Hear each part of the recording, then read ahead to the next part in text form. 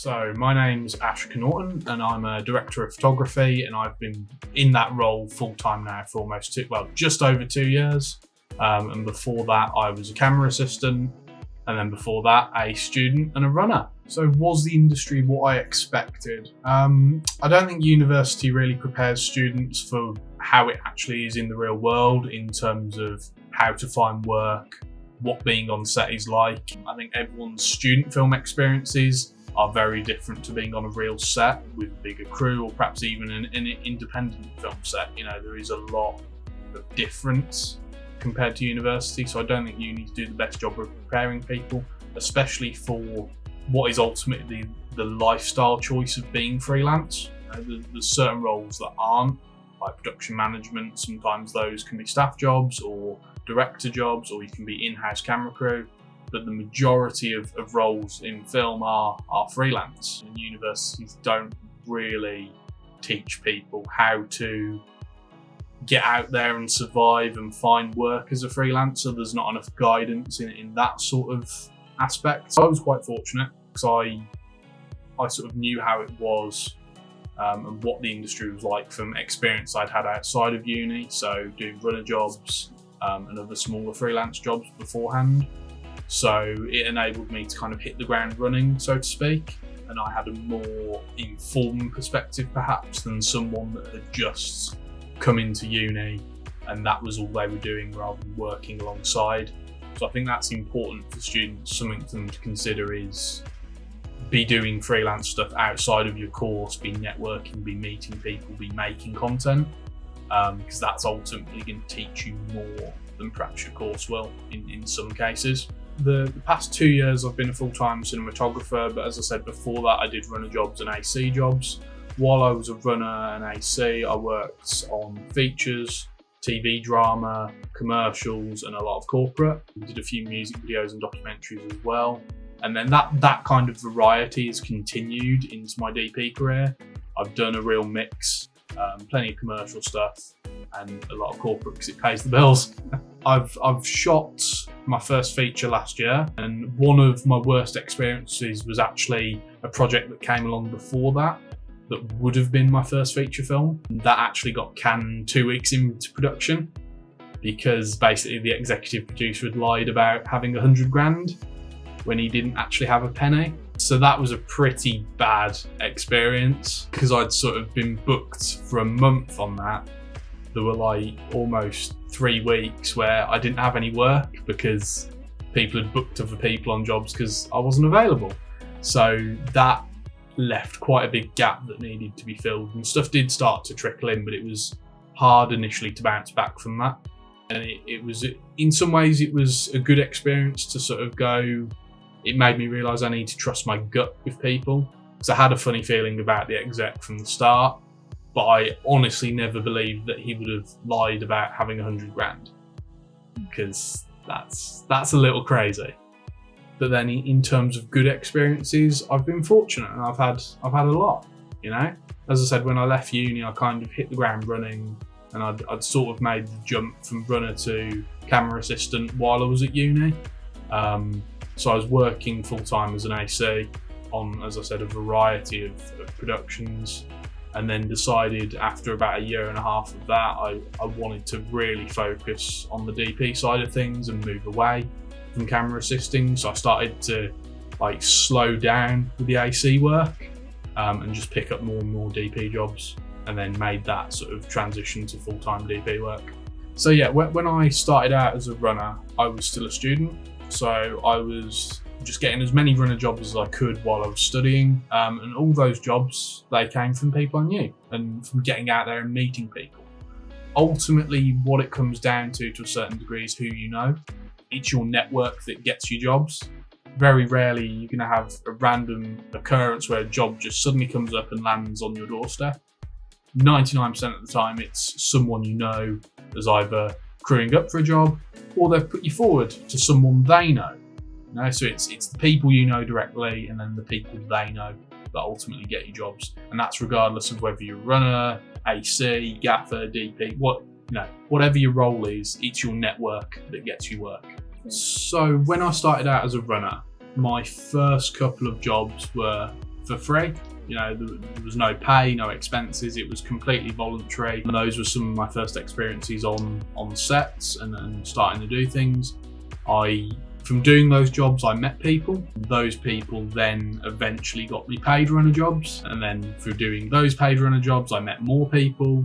And then it kind of spirals from there. The more people you meet, the more you do, the more you get. The longer you keep at it, and if you are willing to work for free, that will eventually sort of turn into those paid jobs. If you do a good job and people remember you and you stay in touch with people and get out there and meet people, that will turn into paid work at some point. It's just about being resilient with it and persistent and putting yourself out there and being willing to do those things for free at first. You shouldn't get like a year or two down the line and still just be working for free. People do deserve to be paid and should be paid, but free jobs are a great way to network at first. Even now, there's still some things I do for free, or for just expenses rather. If I think it's a good project and it adds something to perhaps my show reel or my website or CV, then I'm open to considering it, but it's not something I do that often anymore. I think you have to be careful to not be taken advantage of, and I don't think it's necessarily about being picky about jobs. It's just about being cautious about who are you working with. Are they a reputable company? Are they people you know? Is it some random stranger that's got in touch over the internet? What kind of track record do they have? Have they got a website? Have they got an IMDb page? Can you see proof that they've sort of done things before? And generally, the more someone's done, possibly the less likely they are to be dodgy and take advantage, but that's a very general rule of thumb. You need to be really careful going in and doing free work. It can be a little bit risky, and you're more prone to be taken advantage of if you're doing free jobs. In terms of being a freelancer and owning kit, it is quite important to have your own inventory of equipment, especially on the mid to low end. In terms of the really high end, it's all rental kit generally anyway, but to get to the high end, you have to do the low and mid tier stuff first. So I think it is important to own kit, and certain kit will get you certain jobs. If you've got, say, like a Red or an Arri camera, but again, that's sort of moving more into the mid to high end stuff. But those brand names will inspire confidence and potentially get you jobs. But if you're just starting out, you can pick up a decent workable kit of camera and lighting for relatively cheap. Technology's become so much more accessible and inexpensive now compared to 5-10 years ago. So it's a lot easier to get a decent kind of starting point than it would have been back then. It really, again, it depends what role you're going into, what kit you should buy. If you're going to work as an AC and sort of progress onto higher end productions as an AC, you're going to need completely different kit to someone who's a sound assistant or a boom operator or a sound mixer. So it really depends on what you want to do.